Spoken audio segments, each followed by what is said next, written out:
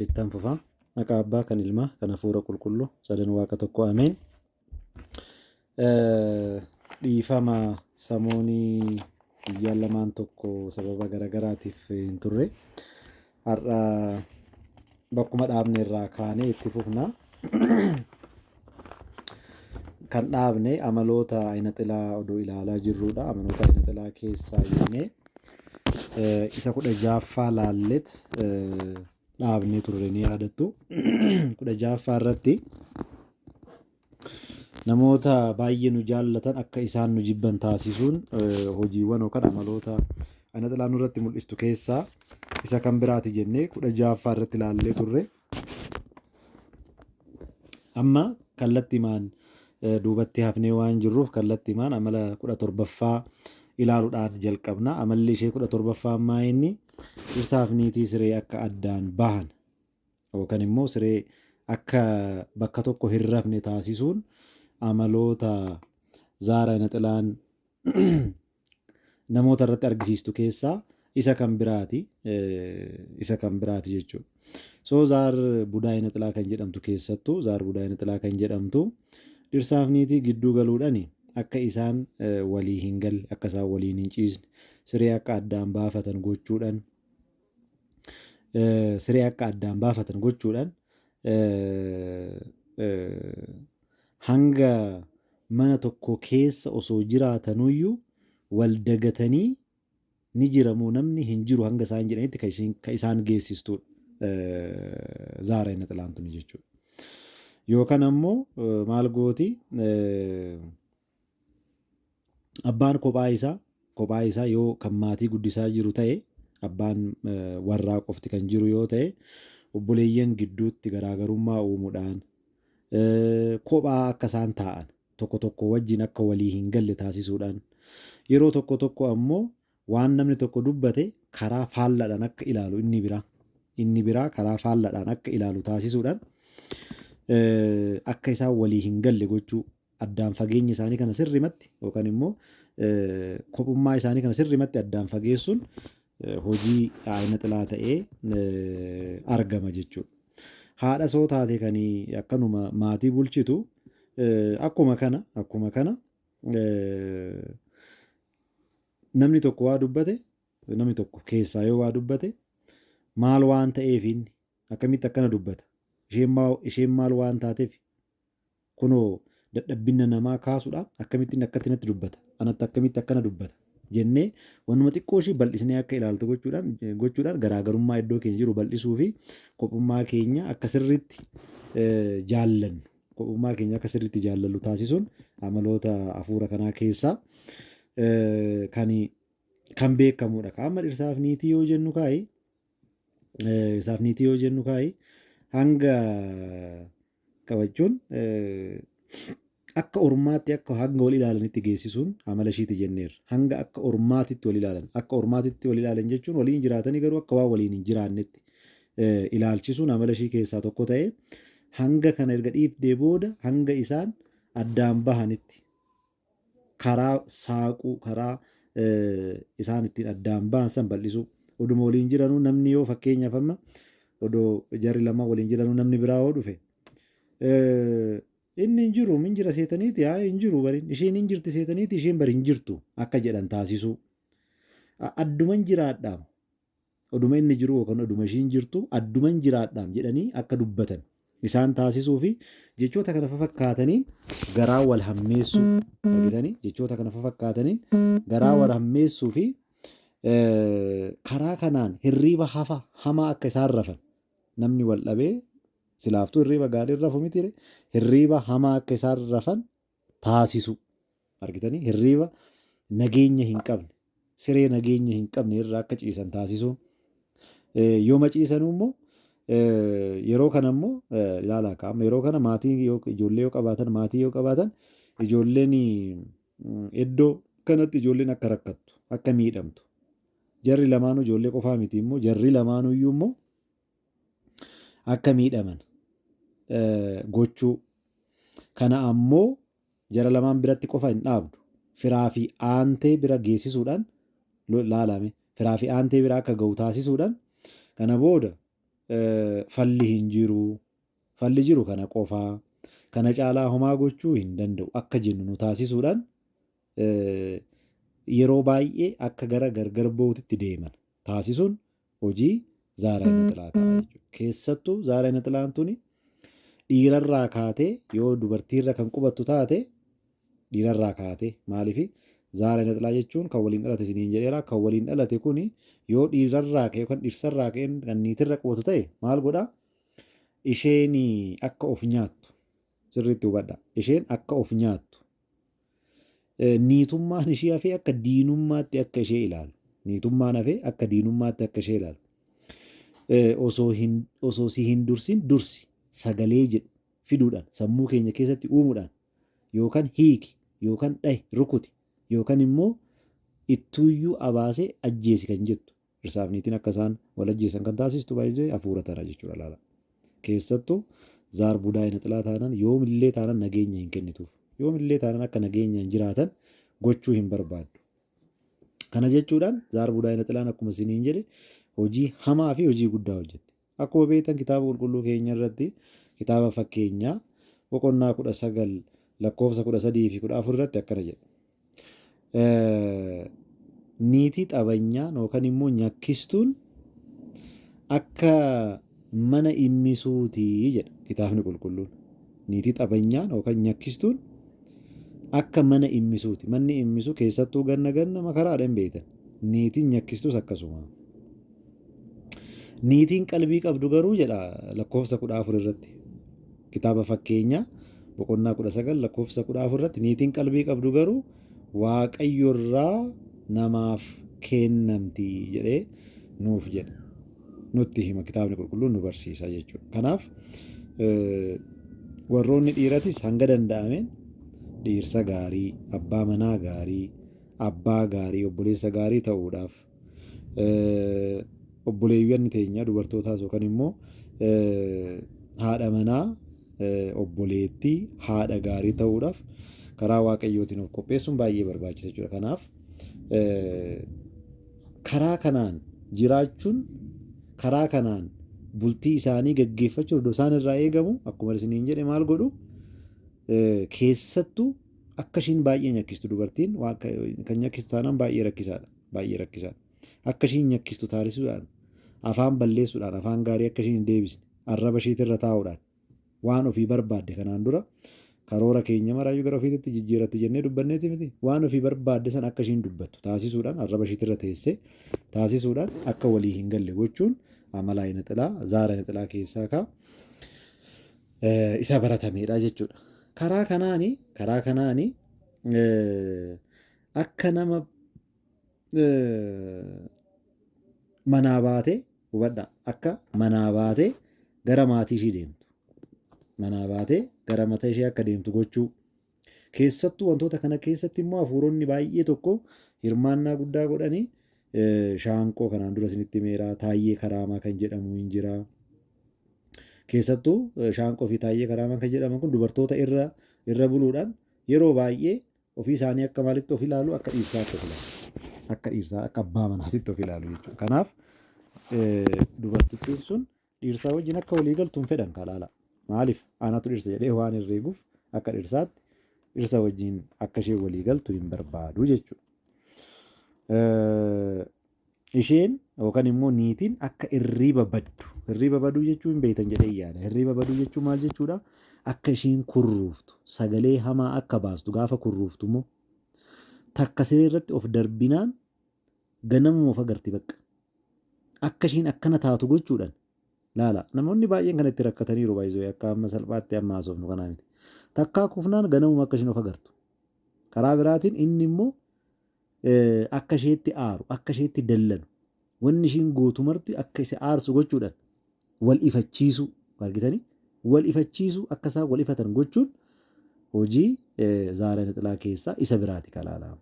Yeroo kana isheen abjuudhaan immoo hubadha. Isheen amma raftee immoo abjuudhaan abjuu gaarii hirriba gaarii raftinitti fakkaata. Noo hirriba gaarii raftu. Isheen immoo abjuudhaan wanta akkamii agartii? Wanta sururii agartii. Wanti nama sururu. Fakkeenyaaf wanti gurraachi yoo dhufee ishiirra qubatu isa jalaa ka'uudhaaf yoo utaaltu fa'aa of agarti. Yookaan immoo qaama qullaa ta'e wanti gurraachi sun qullaa ta'e qaama saalaa kana fa'a argisiisati yoo ishiitti dhufu isa jalaa immoo utaaltee gaafa dammaqxee jalaa kaatu fa'aatti argisiisa. Qijatii akkasii kana keessa ilaala. Garuu immoo dhirsi gara ishiitti gaafa inni nan dhiyaadha jedhee yookaan ishii wajjin rafuudhaaf jedhe takka foolii ishii balleessuudhaan. Fooliin ishii akkuma badu dhiqatteetti barnaaf nafa fi dhiqatteetti. Garuu fooliin ishii akka badu taasisuudhaan. Hubadhaa. Kana qofaa miti. Battalumatti amalli ishii akka jijjiiramu. Ammoo nagaa akka turte tun ammoo tana qeerransa itti taate. Niitii allaattii yoo jedhan dhageessaniittu niitii allaattii yookaan niitii qeerransaa yoo jedhan dhageessaniittu. Niitiin allaattii illee akkanumatti nyakkisti galgala. Niitiin qeerransaa illee akkasuma jedhama. Akka akkas taatu ishii taasisuudhaan. Na hin tuqin akka jettu ishii taasisuudhaan. Yoo immoo kana bira darbee akkuma yoo kan tuqusoo kanis qabus ta'e immoo daarektii gara uleetti jijjiiruudhaan argitanii warri kutuudhaan. Akka sirriitti garaan isaanii addaan fagaatu gochuun hojii ayina ilaalaa kaa'ama. Maal wanni ishiin gochaa jirtu maa inni dhirsaaf niitii gidduu seenuudhaan siree gargar baasuudhaan hojiin ishii. Sireen gargar baanan immoo dubbiin badee akkuma beektu. Sireen gargar maaliif dhirsaaf niitidha. Nafa tokko erga jedhamanii booda siree addaan bahanii yoo ciisan ilaalaa kaa'amee hubadhaa wanna uumamu maal akka ta'e. Karaa kanaan kana kan gootuuf hafuuronni kana godhan keessaa baay'ee kan beekamoo ta'ani hafuurota hamoo baay'ee beekamoo ta'an keessaa kan reefsine tuqe Taayyee Karaamaa, Shaanqoo, Seefuu Cangar jedhamu keessattuu gara kaabaa kanatti gara Walloo gara Tigraay kanatti Seefuu Cangariin kun keessattuu baay'ee beekamaadha. Hamaadhas baay'ee beekamaadha. Ekera dubbistuu kan jedhamu immoo hin beekama. Hafuura nama du'ee kan waaman ekeraa jechuun nama du'ee mitiire ekeraa san kan waaman ekera dubbistuu jedhamu naannoo Oromiyaa keessatti immoo ekera dubbistuu kun sirriitti kan beekamedha. Taayyee Karaamaan saba hin ilaallatu waan ta'eef saba hundumaa irratti iyyuu kan himannoo jedhudha. Keessatti garuu ekera dubbistuun kun baay'inaan kan argamu maa inni Oromiyaa keessattuu naannoo Shawaa naannoo Salaalee kanatti yeroo baay'ee namoonnis hin beeku jedhee yaada namoonni naannoo san jirtan namni naannoo sanii namni hin deemne baay'inaan ni jira jedhamee herreeguun baay'ee nama ulfaata. Maaliif namni yoo jalaa du'e kallattii mana achi deemee raawwate nama san dubbisna jedhee waan yaaduuf kallattii mana achi deemee namoota san wajjin yeroo haasa'an namoota san wajjin miti kan haasa'anii inuu asirratti barreeffamee jira. Itti aansee jechuudha. Waan isin ajaa'ibu hafuura nama du'ee ofitti waamuudhaan kan hojjetamu wanni kuni faayina xilaantu maal gootikaa nama du'e sana fakkaachuudhaan akka nama du'e sanitti nutti haasofti. Deemnee harkaan tuquu hin dandeenyu. Akkasitti nutti dubbisti akka sanatti nu dubbisti. Yeroo kana nuti bakka boo'uunis hin danda'amu jedhama. Yoo boossan hin deebi'a. Maaliidha jedhanii namoonni hin sossodaachisu jechuudha. Soo hin boo'anii maal hin jedhanii kallattii maal godharre suutuma jedhanii liqimsaniituma akka isaan dhaggeeffatan karaa kanaan fa'aa sodaachisu yaada. Yeroo kana amma hafuurri sun nama kanaa wajjin deebi'ee gara manaa gala. Eessatti ekera dubbistuu jedhanii kan deemanii achitti ekeraa dubbisan kun jalqabumaayyuu kan ekeraan kun maa inni akkuma isiniin jedhe hafuura hamaan kuni keessattuu ayina xilaan maal gooti akka nama sanii fakkaatetti kan taasoftu. Kana gochuun hin dandeessi. የብርሃን መልአክ እስኪመስል ድረስ ራሱን ይቀይረ ጀለምት ክታብን ቁልቁሉ ሰይጣን የብርሃን መልአክ እስኪመስል ድረስ hanga ergamoota qulqulloota waaqayyoo hanga ergamaa qulqulloota waaqayyoo fakkaatutti of jijjiiraa jedha. የብርሃን መልአክ እስኪመስል ድረስ የብርሃን መልአክ iddoo isaa takka isiniifan baasa jedheetan የብርሃን መልአክ የብርሃን መልአክ እስኪመስል ድረስ ራሱን ይቀይራል።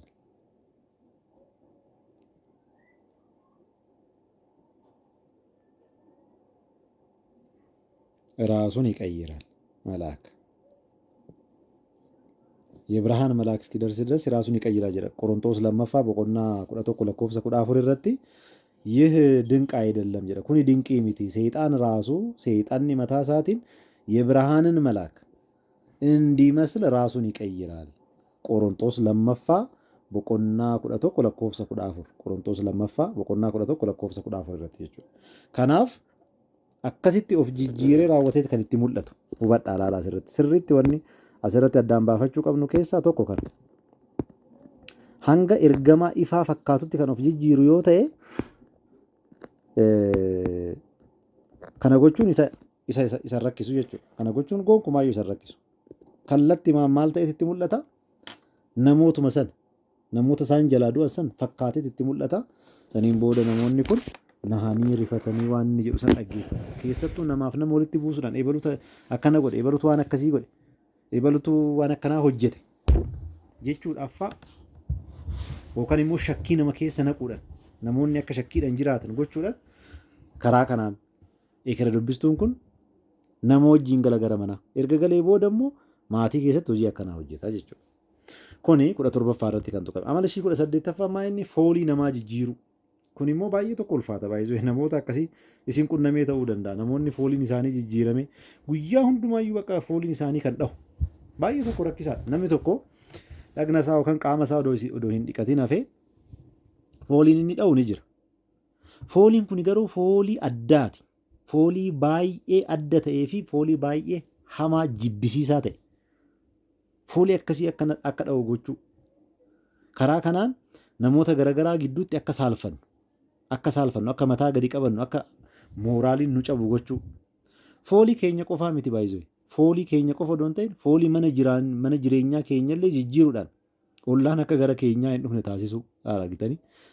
Ollaan akka gara keenyaa hin dhufne akka mana keenya ollaan hin seenne taasisuun karaa biraatiin immoo hojii maaliiti? Hojii ishiiti jechuudha. Karaa biraatiin hojii ishiiti jechuudha laala. Kun immoo baay'ee tokko rakkisaadha. Fakkeenyaaf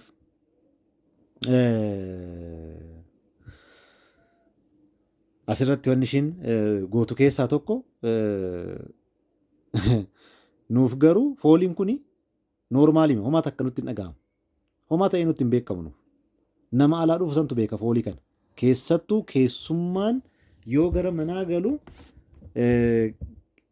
nafti isaa kun hollatee akka ol isa jedhu tokko guutumaan guututti akka bulgaafatu yookaan immoo akka hooqisu yookaan akka ol isa jedhu gochuun hangasitti mana jijjiiru foolii manaa jijjiiru hanga sanitti foolii manaa akka jijjiiramu gochuu yookaan ammoo nuti amma hin beeknu jennee miti yookaan immoo akka beeknu foolicha san akka dhahu akka beeknu nu gootee raawwattee saniin booda maal gooti nuti homaa gochuu akka hin dandeenye nutti argisiisuudhaan jijjiiramuu akka hin dandeenye nu amansiisuudhaan siqiqiidhaan akka jiraannu nu dirqamsiisuun immoo hojii ishee keessaa isa biraati jechuudha. Siqiqiidhaan akka jiraannu hin jijjiiramu bakka kana jijjiiruu hin dandeenyu akka jennu kana jijjiiruu hin dandeenyu akka jennu nu taasisuun karaa biraatiin hojii ishee ta'a jechuudha. Fooliin kun karaa garaagaraatiin ba'a. Fakkeenyaaf foolii afaanii namni isin rakkisu jiraachuu danda'a. Ollaan keessan, hiriyaan keessan, firri keessan waan akkasii kana qabaachuu danda'a. Foolii afaanii afaan isaa yeroo mara kan dhahu. Haa burrushatu ilkaan isaa waan garaagaraa haa godhu garuu ilkaan isaa afaan isaa fooliin isaa yeroo mara kan dhahu. Kana qofaa miti. Dafqi isaa baay'ee tokko xiqquma ishee erga yoo dafqu bakka waan biraa akka jedhu taasisu. Waan biraa walumaa galatti namni keenya akka ajaa'u nafni keenya dhiifama nafni keenya yookaan immoo qaamni keenya akka ajaa'u osoo beeknu ofuma keenya ammoo ofirratti osoo beeknu siqiqiidhaan akka jiraannu nu gochuun hojii zaara ina xilaati kalaala hojii zaar budaa ina xilaati karaa kanaan akka jiraannu nu taasisuun hojii isheeti karaa kanaan akka jiraannu nu taasisuun hojii isheeti akka waan qoricha hin qabne argitanii akka waan qoricha hin qabne mana qorichaallee yoo deemne immoo maal gooti wanni addaa ishee maa inni gara biraatitti jijjiiruudhaan ittuuyyuu akka jabaatu yookaan immoo fooliin isaa akka malee akka dhahu taasisuudhaan maaliif fooliin kun kan dhufe sababa isheeti waan ta'eef nuti qorichoota garaagaraa fayyadamuudhaaf gaafa xaarru fooliin kun gar malee akka dhahu gochuudhaan namoota abdii kutachiisuun yaa hojii isheeti waan ta'eef jechuudha laala. Foolii jijjiiruudha jennee irra mata dureen 18ffaa irratti jiru kun jechuudha. Soo dubartiin fakkeenyaaf kan jaalallee qabdu yoo jiraatte jaalalleen ishii foolii kana irratti dhargee raawwattee akka ishee irraa fagaatu. Maaliif akka irraa fagaateyyuu gaafa gaafattu booda bakka erga turanii booda waan akkanaati jedhee itti himu. Dhiira soo ta'e akkanu. Dhiira soo ta'e akkasuma. Maaliif narraa dheessite jedhee gaafa gaafatu ture tarii maal jettee deebisuuf dandeessi nafa kee dhiqadhu jettee deebisuuf dandeessi. Yeroo kanallee hin galuuf baay'isuu nafa kee dhiqadheera akkamitti akkana naan jette. Yookaan immoo osuma wajjin jiranuu osoo addaan hin bahin osuma wajjin jiranuyyuu fooliin tokko garmalee akka dha'u isaa ta'uu danda'a kashii ta'uu danda'a fooliin tokko garmalee akka dha'u taasisuudhaan garmalee akka dha'u taasisuudhaan tokkoon isaa yookaan immoo tokkoon nafa kee hin dhiqattuu sila nafa kee dhiqadhu akka jedhu taasisuu argitanii nafa kee dhiqadhu akka jedhu taasisuu ani immoo lafa kee dhiqadheera akkamitti nafa kee dhiqadhu naan jetta jedhee immoo qaamni biraa immoo akka lolu gochuu hubadha. Yeroo tokko immoo kanumarraa iyyuu immoo kan baay'ee immoo namoonni godhumaa inni fooliin kunuyyuu eenyurraa akka dhufe immoo yeroo tokko beekuu dhabu argitan fooliin kun eenyurraa iyyuu akka dhufe beekuu dhabuunis immoo yeroo baay'ee waan mudatudha. Isheerraa haa ta'u isarraa haa ta'u hin beekamu fooliin kun abbaarraa dhabu fooliin kun nidha tokko akka qeequ taasisu ati maaliif akkana hin goone ati maaliif akkana hin goone akka jedhu argitanii miti. Akka akkasitti wal qeeqnu taasisuudhaan garaagarummaa kana babal'isuu saniin booda dhumarra kaa namni akka gargar bahee addaan bahee iddoo kanatti ishiin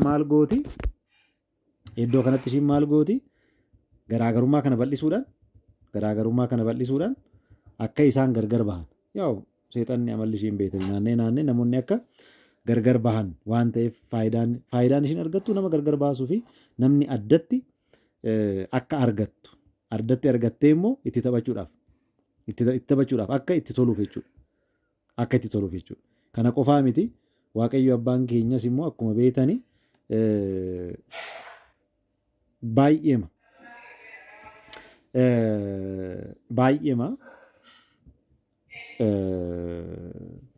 cidha yookaan immoo bultii namoota gidduutti godhamu jalqabumarraa jalqabee kabajee hanga dhumaatitti erga lafa kanarratti dhufe illee jalqaba hojii isaa kan jalqabe mana cidhaa dookimaasitti argamuudhaan akka ta'e hundi keenya iyyuu ni beekna. Kanaaf gooftaa fayyisaan keenya Yesuus Kiristoos wangeela Maatiyoos boqonnaa 19:6 irratti wangeela Maatiyoos boqonnaa 19:6 irratti maal jedhee ስለዚህ አንድ ስጋ አርግተኒ አንድ ስጋ ናቸው እንጂ ወደፊት ሁለት አይደሉም እግዚአብሔር ያጣመረውን እንግዲህ ሰው አይለየውም ጀ አርግተኒ ምቲ ገሩሞ ከን ዋቀዮ ወልቲ ፊደ ነምኒ አዳን ሂምባሱ ከን ጀዱ ከነ ሺ ነመ ያን ሺ ማል ጎትሬ isa kana taargeet godhattee raawwattee hubadhaa sirriitti isa kana taargeet godhattee raawwattee namoonni akka addaan bahan faayidaan yookaan immoo hojiin ishiin hojjettu jechuudha. Namoonni akka maal godhan akka addaan bahan. Addaan bahuu kana keessatti maal argatti? Addatti lachuu argatti. Argitanii miti? Foon tokko kan jedhame san ishiin addatti argattee raawwattee lakki foon tokkoo miti ishiin garagaraa. Kan waaqni jedhe doon ta'in kiyyatu ta'a jettee raawwattee karaa ofii ishiitii barbaaddetti nu fiduudhaan hubadhaa karaa ofii ishiitii barbaadde irratti nu fiduudhaan akka nuti maal taanu nu gochuu akka nuti bultii keenya san salphisnee akka ilaallu goote dhumarratti immoo gargar nu baasuun hojii ishii isa dhumaatii jechuudha. 19ffaa irratti amalli ishii argisiistu 19ffaa irratti lafumaa kaanee akkanumaan odoo humuun dhalatin sodaachuu, rifachuu, roommoo, cinqamuu argatanii miti odoo humuun argatin halkan hirriba keessa ta'uu danda'a kuni yookaan immoo guyyaa yeroo rafnu ta'uu danda'a. Amala akkasii kana akka agarsiisnu amalli akkasii kun akka nurratti mul'atu tasuma laphee keenya dhawannaa isaa dabaluudhaan hubadhaa tasuma odoo humuun uumamin laphee keenya dhawannaa isaa dabaluudhaan hirriba keessaa akka dammaqnee kaanu saniin booda immoo hirribatti akka hin deebine akka hirriin nutti hin dhufne gochuu namoota fira aantee fi maatii keenya ta'an hubadhaa namoota fira keenya maatii keenya aantee keenya ta'an gidduutti akka waan nu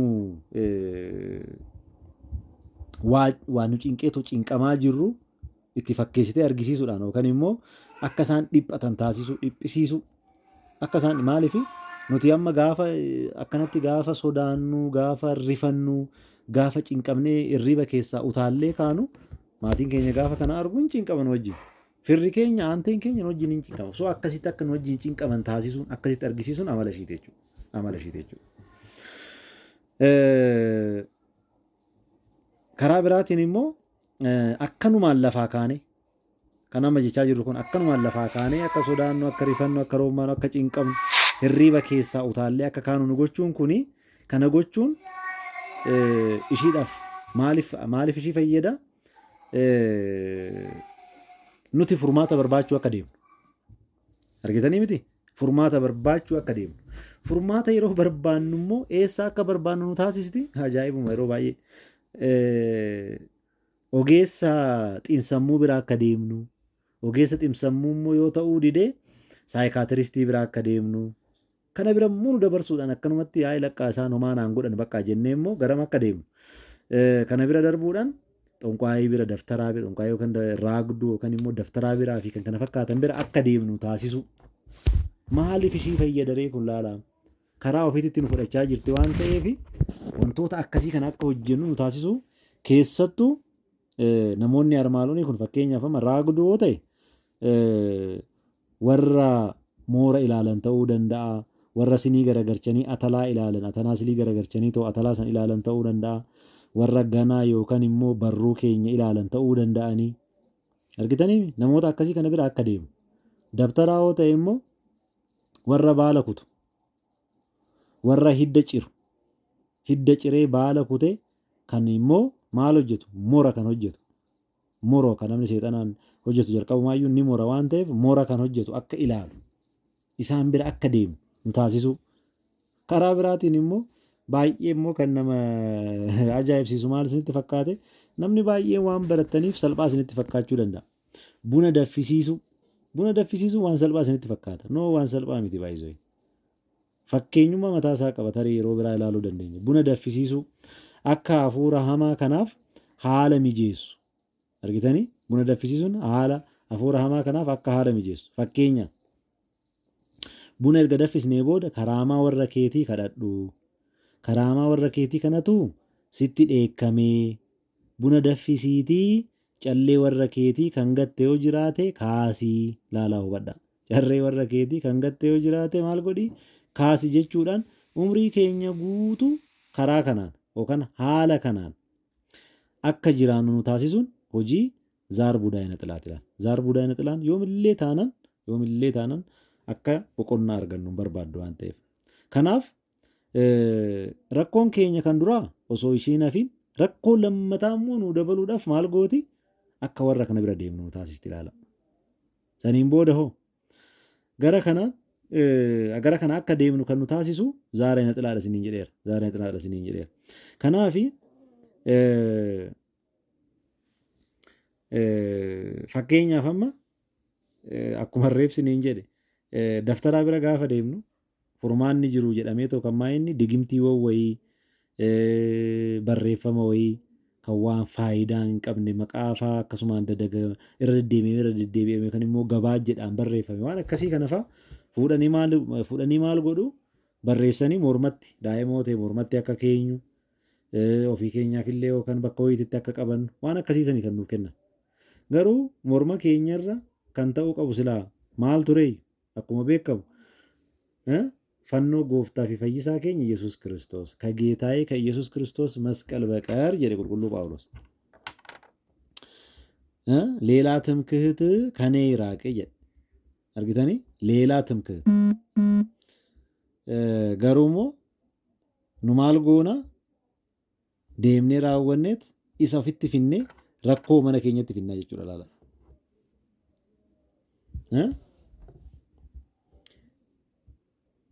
Rakkoo mana keenyatti ka finnu karaa kanaani jechuudha. Qulqulluu Phaawulos garuu warra Galaatiyaatiif gaafa barreessu Galaatiyaa 6:14 irratti sirriitti hubadha. Galaatiyaa 6:14 irratti maal jedhee dubbate? Galaatiyaa boqonnaa 6 lakkoofsa 14 irratti qulqulluu Phaawulos akkana jedha. ነገር ግን ዓለም ለእኔ የተሰቀለበት እኔም ለዓለም የተሰቀልኩበትን ከጌታችን ከኢየሱስ ክርስቶስ መስቀል በቀር ሌላ ትምክህት ከእኔ ይራቅ። ani addunyaadhaaf kan itti fannifame addunyaanis anaaf kan itti fannifame fannoo gooftaa fi fayyisaa keenya Yesuus Kiristoosiin ala fannoo gooftaa fayyisaa keenya Yesuus Kiristoosiin ala ትምክህቲን yookaan immoo kan itti of abdadhu wanni biraa narraa haa fagaatu ka'anii yiraaq. Kanatti of abdachuun silaa nurraa eegamu namoonni akka amma siniin jedhee kun hafuura akkasii kun nu keessa jiru kun maal godhanii wantoota akkanaa kanatti akka isaan abdatan. Silaa morma isaaniitii irratti kan ta'uu qabu maa inni harka isaaniitii irratti kan argamuu qabu maa inni morma isaaniitii irratti fannoo gooftaa fayyisaa keenya Yesuus Kiristoos. Harka isaaniitii irratti kadhannaa isaaniitii irratti maaltu jiraachuu qaba? Dirsaana Mikaa'elii, dirsaana Gabreelii, sanee Golgotaa kana silaa kan jiraachuu qabu. Isheen garuu daayivarti godhattee karaa ishiitti ilaala. Karaa ishiitti daayivarti godhattee akka ofii ishiitii barbaaddutti akka maal gootitti akka ofii ishiitii barbaaddutti namoota ofii ishiitirra buluudhaan akkamitti akka gara ofiitti nu fudhattu immoo haa ilaallu. Fakkeenyaaf akkuma oolmaa keenyaatiin akka yaadnu akka yaadnu nu gochuudhaan bakkuma oolmaa keenyaa bakkuma jiruun akka yaadnu nu gochuudhaan awliyaa ishee baay'isawee awliyaa jechuun kan baay'ee tokko hafuura hamaa kana wajjin kan wal qabatudha. Awliyaa ishee nu geessisuun hojii ishee keessa isa tokkodha. Hojii ishee keessaa dhiifama isa tokkodha. Fakkeenyaaf oolmaa yeroo jennu maal jechuu keenya hiriyaa keenya ta'uu danda'a, ollaa keenya ta'uu danda'a, fira keenya ta'uu danda'a, aantee ta'uu danda'a, iddoo hojii ta'uu danda'a. Iddoon amma dubbanne kun hundi isaaniitu iddoo hara itti galfannu dabalatee iddoo hara galfii iddoo hara itti galfannu dabalatee iddoo kana hunduu namoonni nuti isaan qunnamnu kun yookaan immoo namoonni rakkoo keenya argan nu gargaaruudhaaf jedhanii maal godhu warra waa beeku osoo deemtee gaarii dhaabar. Eebaluyyuu baay'ee beeka jedhanii bar. Anuyyuu achitti fayyisiin isiniin jedha oo xiqqoo ishee dhaqeetoo waa xiqqoo ishee argatee yookaan immoo dhabullee isin jajjabeessuudhaaf jecha. Eebaluyyuu achitti fayyee bar. Eebaluun beeytu isiniin jedhee raawwate isin jajjabeessaa jechuudha. Saniin booda hoo garasitti akka deemtan akka achi dhayitan achi dhaqxanii immoo maal akka gootan achi dhaqxanii immoo maal akka gootan wanna arreef jenne san kan rakkoo keenya hanqate rakkoo biraa immoo akka ofitti daballu hubadhaa. Rakkoon keenya bar innuu gahaadha silaanuuf akka malee gahaadha rakkoon keenya sun garuu immoo rakkoo biraa akka ofitti daballu nu gochuun amala zaar budaa hin xilaate jechuudha. Fuutee raawwatteetti bakka ofii barbaadde san maaliif yaadama namoonni kun kan akkana nuun jedhanii baay'isoo sirriitti hubadhaa. Namoonni kun maaliif akkana nuun jedhanii isaan birallee kan jiru hafuura kana wal sooru jechuudha laala. Dhimma gaaggabaallu wal sooru tokko wal beeku waan ta'eef isaan wal beeku waan ta'eef fuudhanii raawwatanii bakka ofii barbaadan san akka deemnu taasisan. Bakka ofii isaaniitii barbaadnu san akka deemnu taasisan. Karaa kanaan karaa waaqayyo jaallatu osoo hin ta'in karaa hafuuronni hamoon kun barbaadanitti nu qajeelchu jechuudha. Kanaaf maal jennee turre kanaan dura yeroo barannu yaadattoo ta'e amaloota ishii keessaa karooraa fi akeeka keenya keessa galuudhaan karaa ofii ishiitti jijjiirachuun amaloota ishii keessaa isa tokkodha jennee ilaallee akka turre ni yaadattu. Karuma kanaan ammallee karaa waaqayyo jaallatu osoo hin ta'in karaa ofiisiitti jaallatu. Yeroo baay'ee irra deddeebi'eetu waaqayyo gooftaan keenya maal jedhaa kakuu moofaa keessatti uummata filate uummata Israa'el isaan foonii Israa'el isa sigaa kan jedhamaniin irra deddeebi'ee maal jedhaanii waaqa tolfamaa waaqeffachuu irraa deebi'aa. Waaqa tolfamaa yommuu kan waaqeffattan ta'e ani sababa kanaaf isinin balleessaa jedhee irra deddeebi'ee dubbate. Isaan garuu waaqessuu dhiisaniiru hin dhiisne. Yeroo baay'ee isaan balleesseera eeyyen. Fakkeenyaaf gammoojjii san keessatti waggaa 40 akka isaan maaqqaqan kan isaan taasiseef ajajamuu waan didaniif tokkoffaa. Gammoojjii san keessaa illee immoo akkuma bahan ta'anii bahanii booda immoo ormoonni isaan irratti jajjabaatanii akka isaan balleessan isaan taasiseera isaan taasiseera. Keessattuu kan hin dagatamne Filisxeemonni waggaa 40 akka isaan bitan isaan godheera. Argitanii erga bahanii booda erga warra kaan warra naannoo san jiran mo'anii booda Filisxeemonni waggaa 40 akka isaan bitan isaan taasiseera. Filisxeemota bira immoo erga darbanii booda Salamoon cubbuu inni fideen sirriitti hubadhaa. Cubbuu Salamoon fideen bakka lamatti qooddamanii turan. Bakka lamatti qooddamanii turan. Erga bakka lamatti qooddamanii keessattuu sabni Israa'el kurnan lamaan gara gadii Yerusaalemitti hafanii Yerusaalem magaalaa guddittii isaanii godhatanii lamaan gaafa jennu kaa Yihudaa fi Biiniyaami hubadhaa. Lamaan gaafa jennu Yihudaa fi Biiniyaami gaafa waamaman garuu Yihudaadhuma jedhamanii waamaman. Yihudaa jedhamanii waamaman. Isaan Yerusaalemitti hafan. Warri olii kurnan olitti hafan immoo Samaariyaa magaalaa guddittii isaanii godhatanii Samaariyaatti hafan. Hubadhaa. Galiilaan kana lamaan iyyuu ala jirti bakka gooftaa fayyisaan keenya Yesuus Kiristoos itti guddate Galiilaadha oli gara Libaanos jechuudha. Kanaafi wangeela Maatiyoos wangeela Yohaannis boqonnaa 4 irratti Galiilaadhaa ka'ee gara Yerusaalem yoo deemu Samaariyaa irraan darbuun dirqama itti ta'e jedha. Maaliif Samaariyaan gidduu keessa jirti waan ta'eef Galiilaa fi Yihudaa yookaan immoo Yerusaalem gidduu maaltu jira? Samaariyaatu jira. Achirraan darbuun dirqama itti ta'e jedha. Karaa biraatiin karaan darbuun jiru waan ta'eef jechuudha. Yookaan immoo iddoo biraa deemuutu irraa eegama waan ta'eef. Kanaaf sirriitti akka hubattan kanan barbaadu maa inni uummanni kun guutumaan guututti keessattuu gosti kurnan kun yookaan immoo sabni kurnan kun guutumaan guututti waaqa tolfamaa waaqeffachuu jalqabe. Yeroo kana Waaqayyo baay'ee isaanitti dheekkamee raawwateet akka isaan warra Sooriyaatiin bitaman isaan taasise. Bitamuu qofaa miti zariin isaaniitu akka isaan badan taasise baay'ee. Maaliif warri Sooriyaa sun dhufee raawwateet maal godhe? Lafa isaaniitti irratti ijoollee isaanii maatii isaanii biyya isaaniitti fidanii raawwatanii achirratti qubachiisan. Fidanii gaafa achirratti qubachiisanii isaan booji'amanii deemaniiru warri hafan immoo isaan warri haftee kan jedhaman turrufaan warri jedhaman warri hafteen xiqqoon hin jirti. Hafteen sun immoo isaan wajjin wal fuudhanii maal jedhanii akka sanyiin isaanii badu isaan taasisan. Sanyiin kurnan sun amma guutumaan guututti hanga gooftaan keenya dhufutti hin jiran jedhaniitu haasa'uu hin danda'amu. Lamaan sun immoo yeroo tokko tokko Waaqayyo waaqeffachaa yeroo tokko tokko immoo ammallee Waaqayyo cinaatti immoo maal fidaati hafuurota immoo kan waaqa tolfamaa kana fidaati isaan rakkisnaan Waaqayyo abbaan keenya maal godhe ammallee irra deebiidhaan akka isaan booji'aman isaan taasise. Amma immoo kan isaan booji'e eenyunni warra lamman kana kan isaan booji'e eenyunni Naabukadnetsoor akkuma beektan. Naabukadnetsoor isa Baabiloon ni beektu. Inni akka isaan booji'uu qofaa miti. Akka makaraa gurguddaa irraan gahu. Makaraan irraan gahe keessa ni yaadattu waaqa tolfamaa kiyyaaf koottaa sagadaa jedheeni Anaaniyaa, Azaariyaa fi Misaa'el lakki hin sagannu waaqa qabna. Waaqa keenyaaf saganna malee isaaf hin sagannu. Ibiddatti gubattuum jennaan haa gubannu waaqni keenya nu baasa. Garuu waaqni keenya nu baasullee baatu nuti waaqa tolfamaa keetiif hin sagannu gaafa jedhaniin waaqa kiyyaaf eegan saganne jedhee ibidda sana akkuma jedhe iyyuu sirriitti akka boba'u taasise. Saniin booda ibidda sanitti darbamanii qulqulluu Gabrieel illee dhufee immoo akkas achi keessa isaan baase. Suuraa qulqulluu Gabrielii iddoo maratti arginu keessatti kan ijoolleewwan yookaan immoo daa'imman sadeenii kana ni argina jechuudha irra deddeebiidhaan.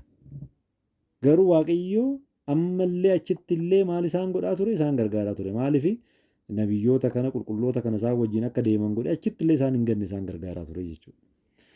Karaa biraatiin maal isin jechuu barbaadeen Waaqayyo biratti waan biraa gaafa finnu Waaqayyo akka muufatu waan beektuuf seexan akka muufatu akka nutti dallalu waan nu barbaanne akka nuun kennine waan beektuuf karaa Waaqayyootirraa gorree amma waan nama murteessaa ammaa inni karaa Waaqayyootirraa nu gorsiistidha waan ta'eef karaa Waaqayyootirraa gorree karaa keenyarraa akka deemnu karaa keenya gaafa jennu karaa ishiin nu yaaddeerraa akka deemnu nu taasisuudhaan maaliif yoo jenne akkuma reef jedhe hafuurri hamaan guutumaan guututti karaa Waaqayyootirraa akka deemnu hin barbaadu. Eebba Waaqayyoorraa akka argannu hin barbaadu. Ni yaadattu yoo ta'e waraabessi naannoo keenyatti yoo du'e Waraabessi naannoo keenyatti yoo du'e nyaara isaa yookaan immoo gogaa isaa irraa ciradhaa jedhama. Akka waan inni hafuura budaa baasutti. Hafuurri hamaan kan ba'u hafuura qulqulluudhaan. Hubadhaa obboleeyyan kee. Hafuurri hamaan kan ba'u hafuura qulqulluudhaan. Nyaara bineensaas haa ta'u, gogaa isaatis haa ta'u, homtuyyuu hafuura hamaa baasuu hin danda'u. Yeroodhaaf garuu waan ba'e fakkaatee dogoggoruu danda'a laala. Maaliif? Umrii ofii dheereffachuu barbaada waan ta'eef waan barbaade maaliif hafuura kamtu isa qabee too dhimmiwannoo jedha.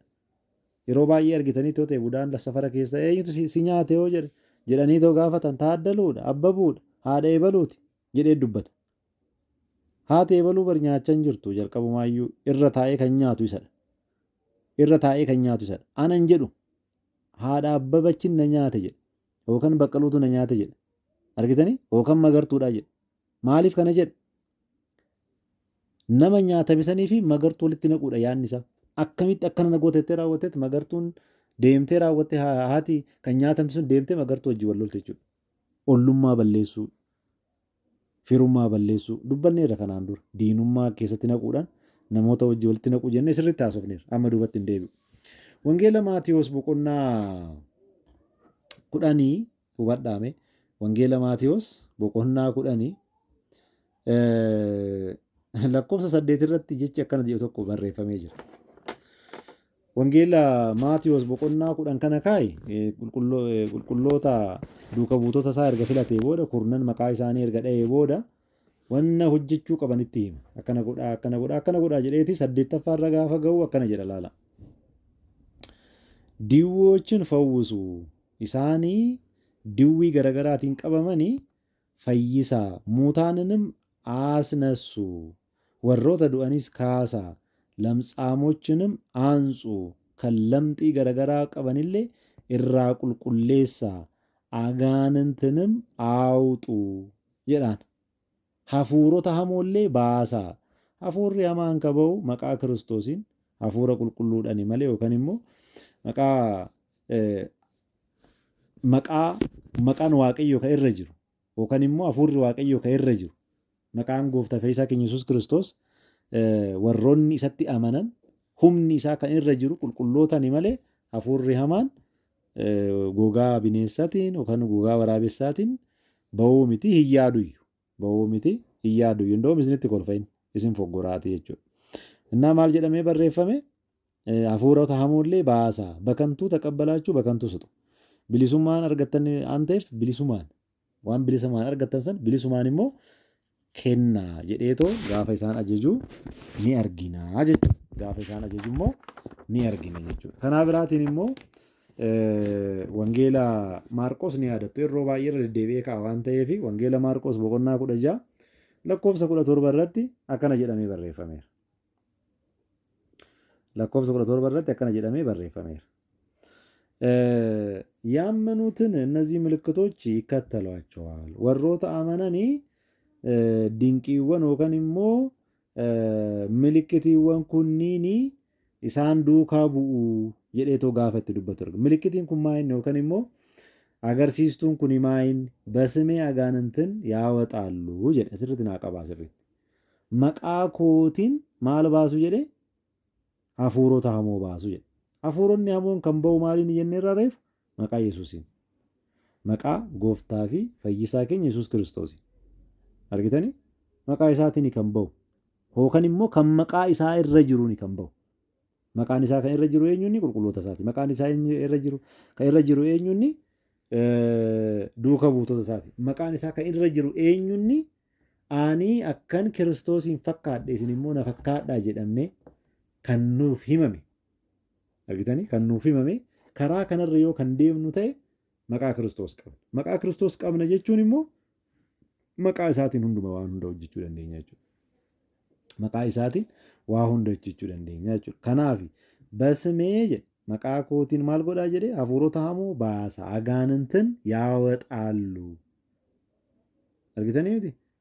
Kana namoota amananiif nuyiif kiristaanotaaf kan nuuf kenname maal akka goonuudha maqaa Kiristoosiin hafuurota hamoowwan akka baasnuudha malee akka isaan nutti taphatanii miti. Garuu immoo har'a baay'ee tokko karaa nama gaddisiisuun namootni baay'een keenya kiyyoo isaanii keessa gallee akka barbaadanitti kan karaarra huccuu gatee deemu, kan caatii aan of waxxaree deemu, kan sakkaree karaa irratti nama arrabsaa deemu, hubadha, kan rakkatee karaarra ciisu. Kun hundi isaatuyyuu sababa hafuurota hamoo kana. Waanuma salphaa goonee akkan ilaalle baay'isee. Wanni nama isiniin jedhe kun laala. Kan huccuu keessatti maraatee fi kan huccuu gatee maraate hundi isaatu sababa hafuurota hamaati. Hundi isaatu kan nama maraachuu hafuurota hamaa. Hafuurri qulqullummaa nu keessa jire bar nagaan akka jiraate bari nagaan akka jiraannu obsaan akka jiraannu waaqayyo wajjin akka jiraannu nu taasisa malee akka maraannu akka huccuu gannu nu taasisu. Amma garuu namni kan huccuu gate xiqqaadha. Kan huccuu keessatti maraatetu baay'ata. Kan huccuu keessatti maraate xiqqoo mashii waa itti dubbattan namni dallanee mataa keessan irra koru malee jedha zabana kana. Maaliif keessa jira kaa xalaanni argitanii xalaata kan ofirraa ifate malee xalaanni kun keessa jira jechuudha. Kanaafi kaa akkuma reefsinitti hime wantoonni adda addaa fakkeenyaaf gommaa aarsuun, daaraa nyaachisuun, dinyii aarsuun karaa gara garaatiin budaan kanaan dura ni baha jedhamee yaaddame sun hundi isaatuyyuu karaa tokkoonuyyuu budaa baasuu akka hin dandeenye akka hubattaniin barbaada. Garuu maal gochuu dandeessi akkuma reefsiniin jedhe xiqqoo ishii waccee fakkeessite yeroodhaaf waan dhiiste fakkeette riphxee yookaan immoo dhokattee yeroo ishii dheereffachuu ni dandeessi eeyyen. Maaliif uummanni karaa saniin bareera waan ta'eef baateetti amma iyyiteetti maalii taateetti akka jedhaniitu akka yaadaniif goote dhokattee immoo akka waan yeroo biraa fa'aa dhuftee fakkeessite yeroo biraa immoo dhuftee akkasuma ishiin akkuma baratte rakkoo ishii uumti jechuudha.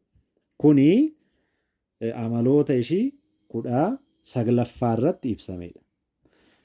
20ffaa akka heeyyamaa fi fedha waaqayyootitti kan boru itti fufnu sanyii keenya akka dhangalaasnu taasisu argitanii. Maaliif waaqayyo sanyii keenya kan akka ittiin wal horruuf kan nuu kenne. Sanyii akka ittiin waliin horruuf nuu kenne kan ammoo akkuma salphaatti karaa garagaraatiin boru sirriitti ilaalla. Karaa garagaraatiin akka sanyii kana dhangalaasu. Keessattuu halkan yeroo rafnu guyyaas ta'uu danda'a. Halkan qofaa miti namni guyyaallee rafuu danda'a waan ta'eef halkas yeroo rafnu yookaan immoo guyyaas ta'uu danda'a. Dhiira yoo ta'e dubartii bareedduu guyyaa arge. Isa san fakkaattee itti dhufuudhaan argitanii miti itti fakkaattee itti dhufuudhaan shamara yoo taate ammoo dhiira isheen yaaddu. Dhiirri isheen yaaddu sun immoo akka isheen barbaaddutti yookaan immoo akka isheen yaaddisanitti fakkaatee itti dhufuudhaan argitanii fakkaatee itti dhufuudhaan akka isheen dhangala'aa ofirraa dhangalaastu gochuu. Dhiiras yoo ta'e immoo sanyii isaa akka inni dhangalaasu gochuun karaa kanaan yeroo baay'ee namoota amma keessattuu dargaggeessa jedhamnee hundi keenya iyyuu naannoo san keessa jirra waan ta'eef jedhamnee jirru kanarratti balaa guddaa karaa ittiin nurraan gahaa jirtu keessaa inni biraa immoo yookaan immoo karaan biraa immoo karaa kamii karaa sanyii keenya akka dhangalaasnu taasistu kana jechuudha. Sanyii keenya karaan akka itti dhangalaastu nu taasistu baay'ee tokko jibbisiisaa fi rakkisaadha. Kana akkuma isiniin jedhe boru sirriitti ilaalla. Har'aaf asuma irratti nu haa ga'u. Waaqayyo abbaan keenya haga ammaa nu wajjin ture kan nu barsiifate, kan nu gorfate, kan nutti dheekkame galannii fi ulfinni isaaf haa ta'u. Biraan haftuu haati keenya qulqulleetti durboo Maariyamiin toloonni ergamoonni qajeeltonni waaqayyoo hundi isaaniitu akkuma kabaja isaaniitti kan kabajaman kan ulfaatan nuuf haa ta'ani. Waaqayyo abbaan keenya kan barannee firii gaggaarii 30, 60, 100 jalaa buufannee dhaaltuu mootummaa isaa akka taanuuf fedhaa fi jaalala isaa nuuf haa ta'u nuuf haa turu ulfaadha.